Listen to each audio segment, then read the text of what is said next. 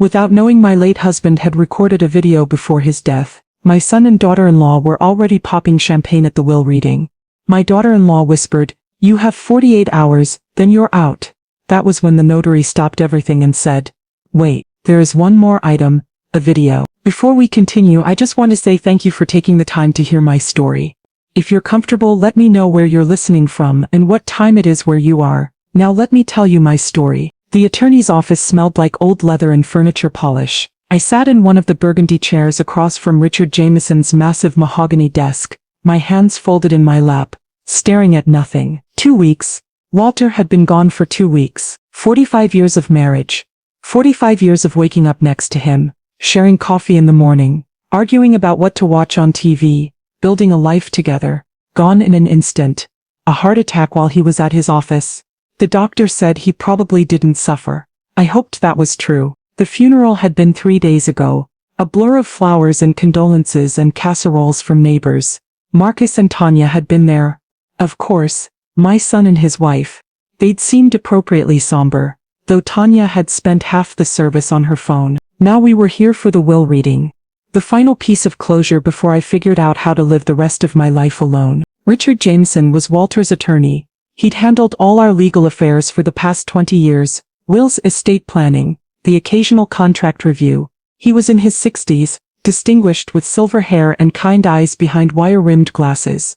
Marcus sat to my right, wearing a dark suit. My son, 38 years old. A commercial airline pilot, making good money. He'd always been responsible, hard-working, the kind of son parents brag about. Tanya sat next to him. She was 35, beautiful, a former model who transitioned into what she called influencer marketing. I'd never quite understood what that meant, but it involved taking a lot of photos and posting them online. They'd been married for 8 years. I'd tried to like her, really tried, but Tanya had a way of making everything about herself. Even at Walter's funeral, she'd been taking selfies in the bathroom. "Thank you all for coming," Richard said, adjusting his glasses. "I know this is a difficult time. I'll try to make this as quick and painless as possible." He opened a folder on his desk.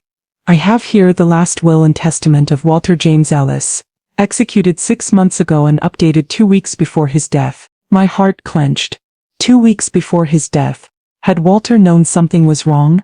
Had he felt it coming? Richard began reading in his formal attorney voice. "I, Walter James Ellis, being of sound mind and body, do hereby declare this to be my last will and testament." The standard opening provisions. Revoking previous wills. Naming Richard as executor. Legal language I didn't fully understand. Then he got to the specifics. "To my son Marcus Ellis, I leave my 1967 Chevrolet Impala, my collection of vintage watches and all my fishing equipment." Marcus nodded slightly. The Impala was a beautiful car Walter had restored over the years. The watches were valuable, some of them worth thousands of dollars. Good gifts, meaningful gifts. "To my beloved wife Lorraine Ellis, I leave our home at 428 Magnolia Lane, Charleston, South Carolina." I started paying attention. Our home. The beautiful house we'd bought 40 years ago when we'd moved to Charleston from Memphis. We'd raised Marcus there, celebrated birthdays and holidays there, built our entire life there. Richard continued, "To remain hers for as long as she lives, after which it shall pass to Marcus Ellis." I felt Marcus shift slightly in his chair. Saw him and Tanya exchange a glance. "I also leave Lorraine my personal savings account at First National Bank, currently containing approximately $85,000. $85,000? That seemed low. I knew Walter had more money than that. He'd been a successful real estate investor, always talking about properties and deals and returns, but maybe everything else was tied up in investments. I didn't understand. Walter had always handled the finances. I trusted him completely. The remainder of my estate, including investments, business interests and other assets, I leave in trust to be managed according to the terms set forth in the Ellis Family Trust. Established in 2000, Richard went on reading complicated legal language about trust management, distributions, beneficiaries, successor trustees. My eyes glazed over. I didn't understand trusts and estates and all this legal terminology. I just wanted to go home. To my empty house. To cry in private. Finally, Richard finished reading. He looked up at us. "Are there any questions?" Marcus cleared his throat. "So the house goes to Mom for now, then to me eventually when she passes." "Correct," Richard said. "She has what's called a life estate. She can live there for the rest of her life. Upon her death, full ownership transfers to you, and the $85,000 is hers to spend however she wants. Yes, that's liquid cash in a savings account with her name on it. She has full access immediately. Marcus nodded, seemingly satisfied. I should have asked questions, should have wanted to understand the trust Richard had mentioned, should have been more engaged, but I was so tired, so hollowed out by grief that I could barely keep my eyes open. If there are no other questions, Richard said, that concludes the reading of Walter James Ellis's last will and testament. Lorraine, I'll need you to sign some documents, but we can do that in a few days when you've had more time. Thank you, I whispered. Marcus stood up, extending his hand to Richard. We appreciate you handling everything. Tanya was already on her phone again, thumbs flying across the screen. Texting someone, probably planning lunch or a shopping trip or whatever she did with her days. I gathered my purse, preparing to leave. That's when I heard it, a sound I couldn't quite place at first. A small pop. I turned to see Tanya pulling a mini champagne bottle from her designer handbag. The kind you get on airplanes or in hotel minibars. She was pouring it into 2 plastic cups she'd also brought. Finally, she said to Marcus, not quite whispering but clearly thinking her voice was low enough that we wouldn't hear. God, I thought this would take forever. She handed Marcus one of the cups. They clinked them together. Cheers, baby, Tanya said with a smile. To our new house. I stood frozen staring at them. They were drinking champagne, at Walter's will reading. Celebrating. Richard looked profoundly uncomfortable. Perhaps we should maintain some decorum. Oh, come on, Tanya said with a laugh. Walter wouldn't mind. He'd want us to celebrate the next chapter, right? She stood up, walked over to me, champagne in hand, got close, leaned in like she was going to give me a supportive hug or whisper condolences. Instead, her mouth near my ear. She said, you have 48 hours, then you're out. I pulled back, staring at her. What? Tanya's smile was bright and fake, like she was posing for one of her Instagram photos. 48 hours to clear out any of Walter's personal items you want to keep. Lorraine. She said my name like we were friends. Like she hadn't just told me I had 2 days before. What? We'll need to start renovations by the end of the week. Tanya continued, louder now, addressing the room. We have a contractor lined up already. The kitchen needs to be completely redone. Those cabinets are so outdated. Marcus looked uncomfortable. Tanya, that's not what? She turned to him, all innocence. The will said the house goes to you eventually. Eventually is now. Your mom's old. She doesn't need that big house anymore. We can find her a nice little senior apartment. Somewhere manageable. Richard Jameson intervened, his voice firm. Mrs. Ellis, the will explicitly states that Lorraine has a life estate. She can live in that house for the rest of her natural life. That could be 20 or 30 years. Tanya waved her hand dismissively like Richard was being unnecessarily pedantic. That's a legal technicality. She'll want to move once she realizes how expensive it is to maintain. The property taxes alone are insane. Plus she's all alone now. It's too much house for one person. She turned back to me. Right, Lorraine? You'll be happier somewhere smaller. More manageable. One of those nice senior communities with activities and meal service. You won't have to worry about anything. I stared at her. At this woman who'd married my son 8 years ago, who I'd welcomed into our family, invited to holidays, bought birthday presents for, tried so hard to connect with. She was drinking champagne at my husband's will reading.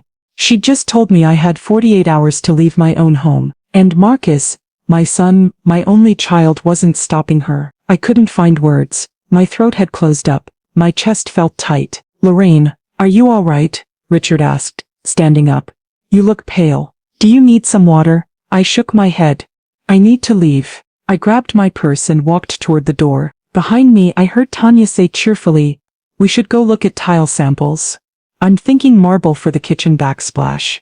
Really modernize the whole space. Marcus said something I couldn't make out. The last thing I heard before the door closed behind me was Tanya's laugh. I made it to my car before I started crying. I drove home on autopilot, tears streaming down my face. The house at 428 Magnolia Lane was a beautiful old Charleston single house. Narrow frontage, deep lot, side piazza, overlooking a garden Walter had maintained for decades. We'd bought it 40 years ago when Walter's real estate investment business had really taken off. It had been a fixer-upper then.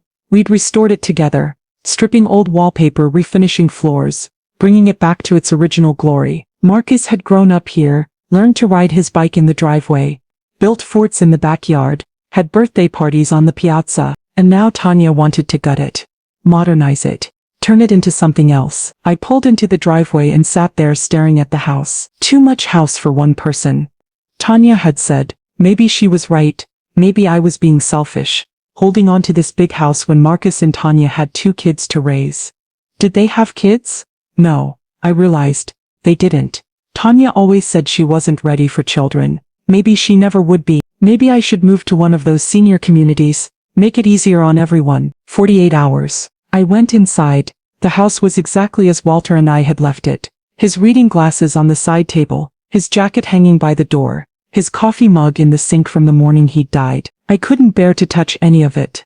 Couldn't bear to pack it up or give it away or acknowledge that he was really gone. And now I had 48 hours before Tanya came with her contractors and her marble backsplash and her renovation plans. I sat in Walter's chair, the worn leather recliner he'd loved, and I cried until I had no tears left. I must have fallen asleep in the chair because the next thing I knew my phone was ringing. It was dark outside. I fumbled for my phone, my neck stiff from sleeping at an odd angle. The caller ID said, Richard Jameson. Hello? Lorraine. I'm so glad I reached you. Are you home? Yes. I fell asleep. I need you to come back to my office. Tomorrow morning, 9 a.m. It's urgent. Richard, I can't deal with more paperwork right now. It's not paperwork. There's something else. Something I didn't know about until after you left. What are you talking about? Walter left additional instructions. Very specific instructions. About what to do if certain conditions were met at the will reading. My heart started pounding. What conditions? I'd rather explain in person. Can you be here at 9? Yes. I'll be there. And Lorraine, this is important. Don't tell Marcus or Tanya about this call. Don't tell anyone. Just come tomorrow morning. He hung up. I sat in the dark holding my phone, Walter's leather chair creaking beneath me. What had Walter done? I didn't sleep that night. I paced the house, made tea I didn't drink, stared at photos of Walter and me over the years. Our wedding day in 1980. Young and hopeful and in love. Marcus's birth in 1987. Walter holding our tiny son, tears streaming down his face. The day we bought this house, standing on the front steps, arms around each other ready to build our life here. Vacations and holidays and ordinary moments that now felt impossibly precious. Walter had been the love of my life. My partner in everything. I trusted him completely with our finances, our future, our security. Had he known something I didn't? Had he predicted what would happen at the will reading? At 8:30 the next morning, I got in my car and drove back to Richard Jameson's office. Marcus had called twice overnight. I hadn't answered. Tanya had sent several texts. Lorraine, we need to talk about the timeline. The contractor can start Monday, but we need the house empty. Let me know what furniture you want to take. We'll probably donate most of it. I deleted them without responding. Richard's receptionist showed me into his office immediately. He was waiting along with Marcus and Tanya. My stomach dropped. I thought this meeting was supposed to be private. What are they doing here? I asked. They need to be here for this, Richard said. Please, sit down. I took the same chair as yesterday. Marcus and Tanya sat in the same places. The scene was identical to 24 hours ago, except the energy was completely different. Marcus looked nervous. Tanya looked annoyed at having been summoned. Richard stood behind his desk, his hands resting on a manila envelope. Thank you all for coming. I apologize for the mysterious summons, but Walter's instructions were very specific about how this needed to be handled. What instructions? Tanya demanded. We read the will yesterday. It's done. Not quite, Richard said. He opened the envelope and pulled out a handwritten note and a USB drive. After you left yesterday, I reviewed Walter's complete file. There was a sealed envelope I'd been instructed not to open until after the will reading. The seal could only be broken if certain conditions were met. What conditions? I asked, my voice barely audible. Richard held up the handwritten note. I'll read Walter's instructions. If Marcus and Tanya are present at the will reading and if Lorraine appears distressed, or if Marcus and Tanya celebrate in any way with champagne, expressions of joy, or discussions about taking possession of the house, then Richard must show everyone the video. The room went silent. Video? Marcus said. What video? Richard held up the USB drive. Walter recorded this 2 weeks before his death. He brought it to me personally along with these instructions. He called it insurance. Tanya laughed nervously. Insurance against what? This is ridiculous. Let me set it up, Richard said. He turned his laptop around so the screen faced us, connected the USB drive, opened a video file. The image showed Walter sitting in what looked like a hotel room. Not our bedroom, not his office, somewhere neutral. The date stamp on the bottom showed it was recorded exactly 2 weeks before his death. Walter looked tired. Older than I'd thought of him, but his eyes were clear and determined. He pressed record and began speaking. If you're watching this, I'm gone. And based on Richard's instructions, something happened at the will reading. My hand flew to my mouth. I was already crying. Either Lorraine looked distressed, or Marcus and Tanya celebrated, or both. Which means everything I suspected was true. Walter's voice on the video was so familiar, so heartbreakingly present that I felt like he was in the room with us. Lorraine, my love, I'm so sorry for what I'm about to reveal. I never wanted you to know this. But you need to understand what's really been happening. He took a breath, steadying himself. 3 months ago, I came home early from a business trip. I'd closed a deal faster than expected, decided to surprise you with an early return. When I walked into our house, I heard voices in the kitchen. Marcus and Tanya. They didn't know I was home. Walter's face showed so much pain. They were discussing what would happen after I died. Specifically what they were going to do about you, Lorraine. I felt like I couldn't breathe. Tanya said, and I quote, "The old woman doesn't need all that space. Once Walter's gone, we'll make her life miserable until she leaves. It won't take long, she's weak." Marcus made a choking sound. Dad, I did. Shut up, Richard said quietly. Let it play. Walter continued. Marcus said, what about Mom? Where will she go? And I was so relieved. I thought my son would defend his mother, would shut this down. But Tanya laughed. She actually laughed. She said, some Medicaid nursing home, that's what Medicaid is for. Let the government pay for her care. We're not wasting our inheritance on some expensive facility. Walter's voice broke slightly. And Marcus said, I guess that makes sense. We do have the kids' college to think about. Except you don't have kids, son. You and Tanya don't have children. But you agreed to it. You agreed to dump your mother, the woman who raised you, who supported you through everything in a Medicaid facility so you could keep more money. I was sobbing now. Marcus had gone pale. Tanya was staring at the screen, her face unreadable. I stood in my own hallway, Walter said, listening to my son and daughter-in-law plan my wife's future like she was a piece of property to be disposed of. I couldn't confront them, not then, because I needed to know if it was real or just talk, if they'd really go through with it. So I made a plan. Everyone in the room leaned forward. The will you heard yesterday was real, but it wasn't the whole truth. Walter's face on the screen grew more intense. I did leave the house to Lorraine with a life estate. That part is completely true. The property is hers until she dies, and only then does it pass to Marcus. But I left out some important details that I want to clarify now. First, the house is paid off, completely. No mortgage, no liens, nothing. Lorraine, you own it free and clear. The only expenses are property taxes, insurance, and maintenance. Maybe $15,000 a year total, well within your means. My mind was reeling. I'd known the house was paid off, but hearing Walter say it so definitively. Second, that $85,000 in the savings account is real. But Lorraine, that's just spending money, grocery money. What you might call walking around money. What? The real money, our actual wealth. I structured differently, much more carefully. Walter leaned forward, looking directly at the camera. Directly at me. Lorraine, do you remember 20 years ago when we went to that lawyer's office in Columbia? The estate planning attorney? You signed a bunch of papers and I told you it was just for tax purposes. I did remember vaguely. Walter had said it was routine, that all successful investors did it. I trusted him and signed what he asked me to sign. That was the creation of the Ellis Family Trust.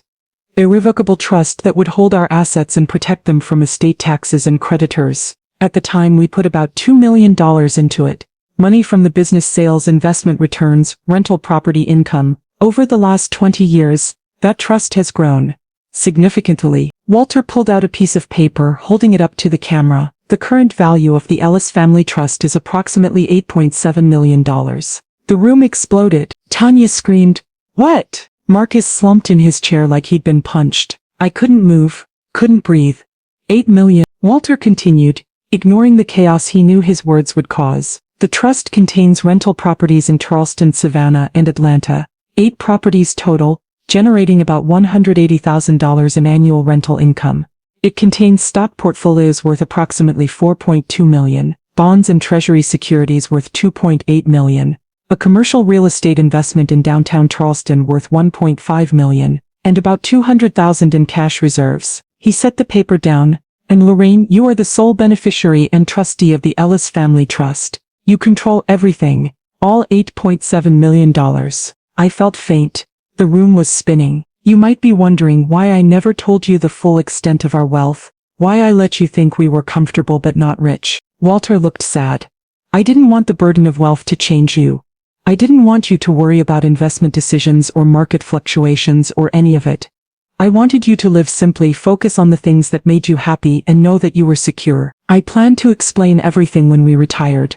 To show you the trust documents, introduce you to the financial advisors, make sure you understood how to manage it all after I was gone. But then I overheard Marcus and Tanya planning to steal your home and dump you in a Medicaid facility. And I realized I couldn't wait. I had to protect you now. Walter's expression hardened. The trust was always meant for you, Lorraine. Every penny. To keep you secure, comfortable, independent for the rest of your life. But I also set up a distribution for Marcus, because he's my son and I loved him, and I wanted to provide for his future. Marcus sat up straighter, suddenly attentive. The trust document includes a provision upon my death. Marcus Ellis is to receive $500,000 from the trust principal. Tanya grabbed Marcus's arm, her eyes gleaming. However, Walter continued, and his voice grew cold. I also included what's called a character clause, a conditional provision. The clause states, if the beneficiary Marcus Ellis demonstrates behavior contrary to family values, including but not limited to attempting to defraud, coerce, manipulate or harm the trustee Lorraine Ellis, or if he shows gross disregard for her well-being or dignity, the distribution shall be voided at the sole discretion of the trustee. All evidence of such behavior shall be submitted to the trustee, who has final and absolute authority to determine whether the character clause has been violated. Walter looked directly at the camera. At Marcus. Son, this video serves as that evidence. The conversation I overheard 3 months ago where you agreed to put your mother in a Medicaid facility, and whatever happened at the will reading, because if you're watching this it means you did something Richard flagged as celebrating or pressuring your mother. You valued money over your mother's dignity. You planned to steal her home. You were willing to abandon her to the cheapest care you could find.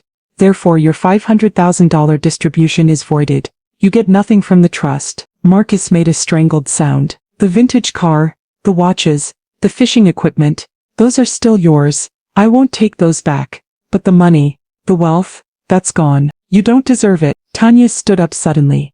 This is bullshit. You can't do this.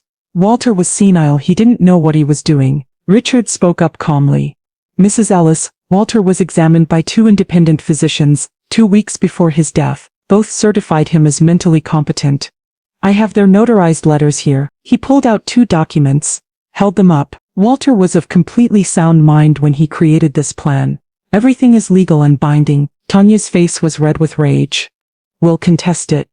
You'll lose, Richard said simply, and you'll spend tens of thousands in legal fees for nothing. On screen, Walter's expression softened as he addressed me directly. Lorraine, my love, you're probably in shock right now. Let me explain everything clearly so there's no confusion. You own our home at 428 Magnolia Lane. Current market value approximately $1.2 million. It's paid off. You can live there for the rest of your life, or sell it if you choose. That's your decision. You control the Ellis Family Trust. Total assets $8.7 million. You are the trustee, which means you manage it. You're also the sole beneficiary, which means all the income and principal belongs to you. The trust generates approximately $400,000 in annual income through rental properties, dividends and interest. That money goes directly into an account in your name. $400,000 per year. Lorraine, that's your spending money. You never have to touch the principal if you don't want to. $400,000 a year. I couldn't comprehend it. Richard Jameson will help you understand all the legal documents. There's also a financial advisor named Patricia Chen, who manages the investments. She'll explain everything about the portfolio. You are not helpless. You are not poor. You are not dependent on Marcus or anyone else. You are a wealthy, independent woman who can make her own decisions about your life. Walter paused, his eyes glistening. I'm so sorry I kept this from you. I thought I was protecting you. I thought if something happened to me, everything would already be set up and you'd just inherit it smoothly. You wouldn't have to worry about anything. But when I heard Marcus and Tanya plotting against you, I realized my mistake. I'd left you vulnerable by keeping you in the dark. So I'm telling you now, you have wealth, you have power, you have security. Use it, protect yourself, don't let anyone, not even our son, manipulate you or pressure you or make you feel less than you are. He leaned closer to the camera. I love you, Lorraine. I've loved you for 45 years. I'll love you forever. I wish I could be there to take care of you, but since I can't, I did the next best thing. I made sure you'd be taken care of financially, that you'd never be at anyone's mercy. Live your life, baby. Be happy. Travel. Do all the things we talked about. Spoil yourself. Make new friends. Join clubs. Take classes. Whatever makes you happy. You have the resources to do anything you want. And if Marcus apologizes, really apologizes with changed behavior over years, not just words, maybe you can forgive him someday. Maybe you can rebuild that relationship. But that's your choice. Not mine. Not his. Yours. You hold all the power now. Walter smiled. The same smile I'd fallen in love with 45 years ago. I love you, Lorraine. Goodbye. The screen went black. No one moved for a full minute. The silence was absolute. Complete. I stared at the blank screen. Tears streaming down my face. Unable to process everything I'd just heard. $8.7 million. $400,000 a year in income. Complete financial independence. Walter had done this. Had planned it all. Had protected me even knowing he wouldn't be here to see it through. Richard finally spoke. His voice gentle. Lorraine, do you have any questions? I couldn't form words. I just shook my head. I have the complete trust documents here. He patted a thick folder on his desk. We can go through them whenever you're ready. There's no rush, but to summarize what Walter explained, you are the trustee and sole beneficiary of a trust worth approximately $8.7 million. You control it completely. You make all decisions about it. The trust generates substantial annual income that's yours to spend however you wish. You also own your home free and clear, worth approximately $1.2 million. You are, as Walter said, a very wealthy woman. Marcus finally found his voice. Mom, I'm so sorry. I'm so sorry. I turned to look at him. My son. My only child. You were going to put me in a Medicaid facility. I wasn't thinking clearly. Tanya was in my head telling me it was the smart thing to do, that you'd be happier. You had 3 months, I said quietly. 3 months after that conversation with Tanya to change your mind, to tell your father what she'd said, and assure him it wasn't real. You didn't. You came to this will reading ready to give me 48 hours to leave my own home. Popping champagne.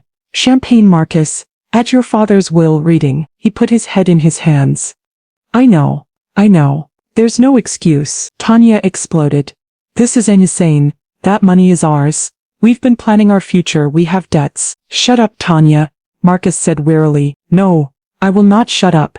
Your father was a manipulative old man who— Get out, I shouted, surprising myself with the volume. Everyone stared at me. Get out of this office, both of you. Right now. Lorraine, please. Marcus started. You celebrated my husband's death. You planned to steal my home. You were going to dump me in a facility and forget about me. You were going to sell my house, the house Walter and I bought, the house we raised you in for $1.2 million, and keep it all. Meanwhile, I had $8.7 million you didn't even know about. I stood up, suddenly feeling stronger than I had in weeks. Walter knew. He knew what you were planning. He heard every word, and he made sure you got exactly what you deserve. Nothing. Mom, please, Marcus said, his voice breaking. Let me explain. Let me make this right. You can't make this right. You showed me who you really are, and your father saw it 3 months ago. Leave. Now. They left. Tanya was ranting the entire way down the hallway about lawyers and lawsuits and unfairness. Marcus just looked broken. After the door closed, I collapsed back into my chair. Richard sat down across from me. Lorraine, I know this is overwhelming. Take all the time you need to process. Is it real? All of it, every word. I have the trust documents, the property deeds, the investment statements. Walter was extraordinarily thorough. $8.7 million, give or take. The market fluctuates. Property values change. But yes, for approximately that amount. And I control it? Completely. You're the trustee. You make all decisions. You can hire financial advisors to help. In fact, Patricia Chen has been managing the investments for years, but ultimate control is yours. I looked at the blank laptop screen where Walter's face had been moments before. He knew, I whispered. He heard them planning and he knew, yes. And he made sure you'd be protected. Why didn't he tell me? About the money, about what he'd heard. Richard was quiet for a moment. I asked him that when he brought me the video. He said he didn't want to poison your relationship with Marcus unless it was absolutely necessary. He hoped Marcus would prove him wrong, would change his mind, would be better than what Walter had overheard, but he prepared for the worst. Just in case, I started crying again. Not sad tears this time. Tears of gratitude, of love, of missing Walter so intensely I thought my heart would break. He took care of me, I said. Even from the grave, he took care of me. He did. Walter loved you very much. What do I do now? Richard smiled kindly.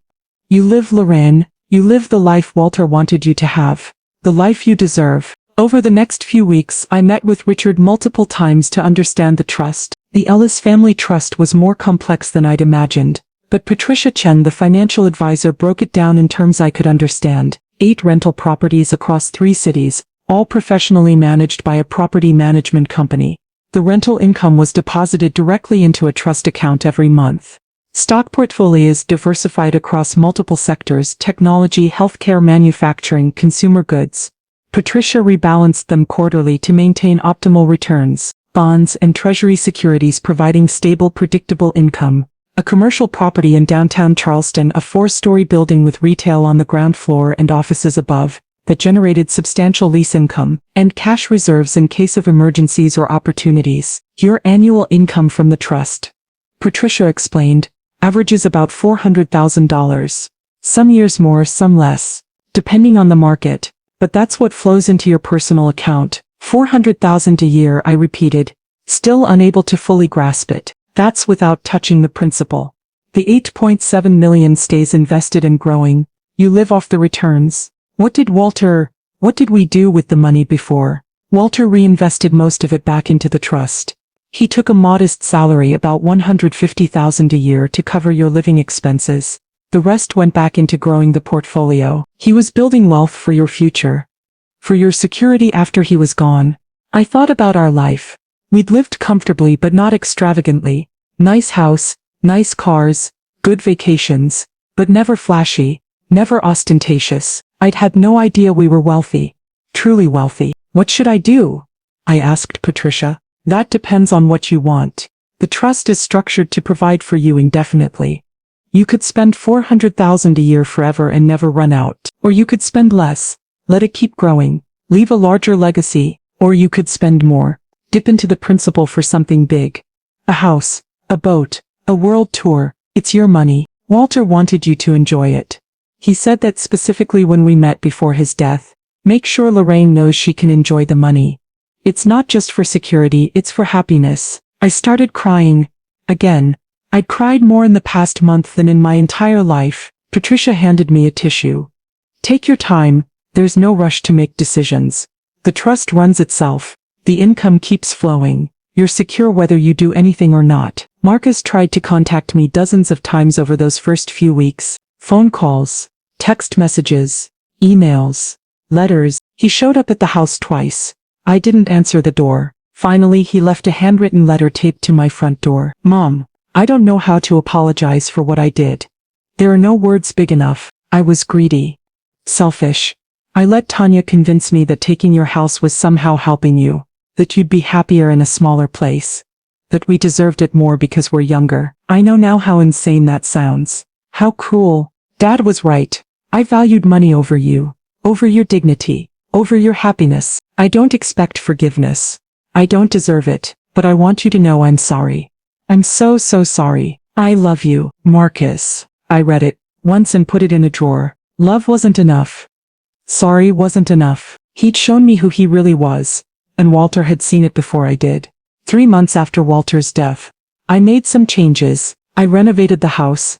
Not Tanya's marble and chrome modernization but my own vision. I repainted in colors I loved, bought new furniture, made the space feel like mine instead of ours. It was still the house Walter and I had shared, still filled with memories, but now it was also my space, my fresh start. I joined a book club at the local library, met women my age who were smart and funny and kind. I started taking art classes at the community center, discovered I had a talent for watercolor painting. I volunteered at a women's shelter helping newly single women learn to manage finances and understand their resources. And I traveled. Paris in the spring. I'd always wanted to go, but Walter had preferred beaches to cities. Now I went alone and loved it. A Mediterranean cruise in the summer. 2 weeks of sunshine and new friends and absolutely no responsibilities. A month-long trip to visit historical sites across the American South. Memphis, New Orleans, Savannah, Charleston. Reconnecting with my roots. I spent money, not recklessly, but freely. First-class flights. Nice hotels. Good restaurants. Patricia had been right. The income kept flowing.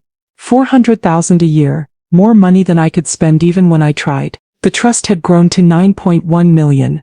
The investments were doing well. I was thriving. I was happy. For the first time since Walter died, I felt like I was living instead of just existing. 6 months after the will reading, my doorbell rang on a Sunday afternoon.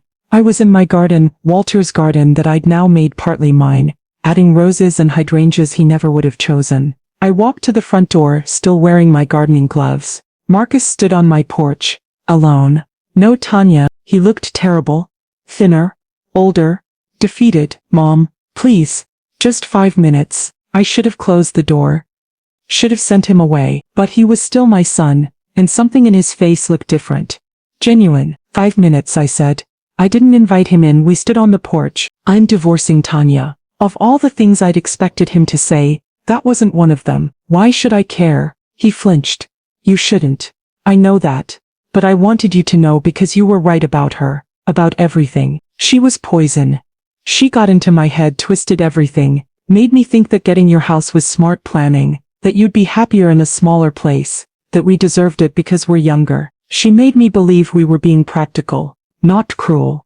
I crossed my arms. You're not a child, Marcus. You're 38 years old. You made your own choices. I know, and I have to live with that. I celebrated at Dad's will reading. I gave you 48 hours to leave your own home. I was ready to put you in a Medicaid facility so I could sell your house and keep the money. That's unforgivable. I know it's unforgivable. But I'm trying. I'm in therapy. I'm divorcing Tanya. I'm trying to face what I did and become someone better. I looked at him. Really looked at him. He meant it. Or at least he thought he did. What do you want from me, Marcus? Not money. I know I don't deserve Dad's $500,000. I know the trust is yours. I would never ask for money. Then what? I want. He struggled to find words. I want to earn the right to be your son again someday. Not now. I know it's too soon. But maybe in a year. 2 years. 5 years. Could I prove to you that I've changed? Could I earn my way back? I thought about Walter's video. His final message to me. If Marcus apologizes, really apologizes with changed behavior over years, maybe you can forgive him someday. Years. Not weeks. Not months. Years. Maybe? I said slowly. But Marcus, it would take years. Not 6 months. Not a year. Years of proof that you're different. I understand. And you'd have to show it through actions, not words. Anyone can apologize. Changing is different. I know. I'll do it. However long it takes. And I might never fully trust you again. You might never get back what you lost. He nodded. Tears in his eyes. I understand that too. But I have to try. You're my mom. I can't just give up. I was quiet for a long moment. Call me in 1 year. If you're still divorced from Tanya, if you're still in therapy, if you're still working on being better, we'll talk then. Maybe. Thank you, Mom. Thank you. He turned to leave, then paused. I'm glad Dad protected you. I'm glad he made sure you were secure. That's what he should have done. What I should have done. You deserved better than what I gave you. He walked to his car and drove away. I stood on my porch in the garden I'd made my own, in front of the house I owned free and clear, with $9 million in investments I controlled. And I felt something. Not forgiveness. Not yet. Maybe not ever. But possibility. Walter had given me more than financial security. He'd given me the power to make my own choices, including whether or not to let Marcus back into my life. That choice was mine. Mine alone, and I'd make it on my own timeline, when and if I was ready. That evening I sat in my living room with a glass of wine, looking at photos of Walter. You saved me. I whispered to his picture. Even knowing you wouldn't be here to see it, you saved me. You heard them planning to steal my home, and you made sure they couldn't. You created this trust 20 years ago and I never even knew it existed. All that wealth, all that security, hidden away and growing. You paid off the house. You set up the income. You made a video explaining everything. You even predicted they'd celebrate at the will reading. You knew them better than I did. I touched his face in the photograph. I miss you so much. Every single day, I miss you. But I'm okay. More than okay. I'm living the life you wanted for me. I'm traveling, creating art, making friends, spending the money you worked so hard to accumulate. I'm not scared anymore. I'm not vulnerable. I'm not at anyone's mercy. You gave me that. You gave me freedom. My phone buzzed. A text from Patricia Chen. Quarterly trust distribution processed. $103,000 deposited to your personal account. $103,000. For 3 months of doing nothing except living my life. Another text. Also wanted to remind you Mediterranean cruise leaves next month. The suite upgrade you requested has been confirmed. I smiled. My second Mediterranean cruise. This time for 6 weeks instead of 2. I could afford it.